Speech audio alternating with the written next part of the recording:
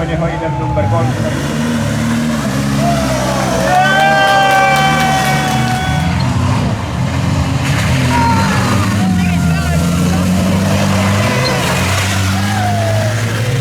Tänavu tähistab meil klapperjaht siis 20. aastapäeva oma esimesest võistlusest ja võib-olla algatuseks võibki paar sõna öelda sellest ajaloost, et kuidas see klapperjaht sündis.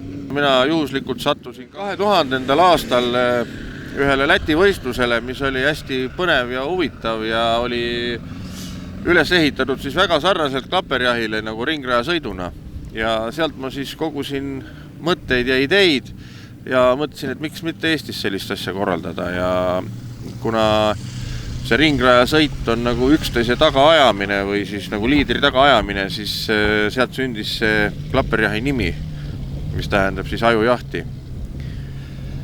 Ja aegade jooksul siis tänaseks me oleme jõudnud 4. rajale, et meil on olnud, kõik need rajad on olnud Lõuna-Eestis, sest siin on sellist maastiku ja pinnase materjali parem leida, et oleks tõuse, langusi, tehnilisi külgkaldeid, veesilmasid, ojakesi, et see kõik lisab sellele rajale tehnilist momenti ja pealtvaatajatele vaatemängulisust.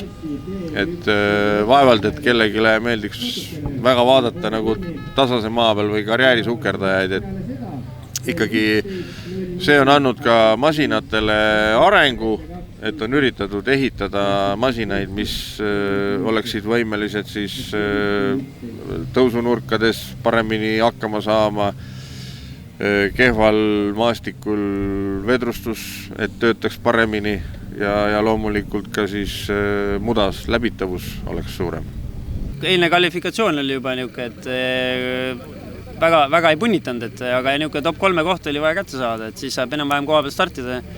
Täna hakkasime vaikselt minema, saime kohe algul ette ja võtsime niukse mõistliku tempo, et kogu aeg üllatas, uued kohad olid, uued kännud ja uued järsakud ja õppisime raja selgeks, siis jõudis konkurent järgi, siis läks juba põnevaks ja hakkasime kihutama. Ja siis ta tegi selle katuse ja siis me olime jälle ringi kees ja siis nagu võtsime tempo maha ja tiksusime vaikselt lõpuni. Katki tohtinud minna ja ümber ei tohi keerata kuskile, aga algus oli põnev, kui auto puhas oli, sai üle vee sõita siin, et paar veeauku olid sellised, kus sai hooga üle lasta. Et see oli niisugune endal äge ja rahval huvitav vaadata. Kvalifikatsioon läks meil suhteliselt hästi, saime 3. aja, kuigi olulist eelist see ei andnud, sest ET2-ga startisime koos ja olime kõik siin ilusti lindi taga mäe all. Et sõit ise algas siin ühe liidri kohe katusega ja saime vist alguses kohe juhtima. Et seal kohad veel vahetusid, esimene, teine ja kolmandaks vist ei langenudki. Eks algus oli selline traja otsimine, et hästi palju kände oli, aga üldjoontes oli trada tuttav eelmistest aastatest. Need veelombid, takistused, need olid, selles mõttes on nad plussiks alati, et nad jahutavad autot. Et need meile meeldisid ja tundus, et trehv töötas täna väga hästi.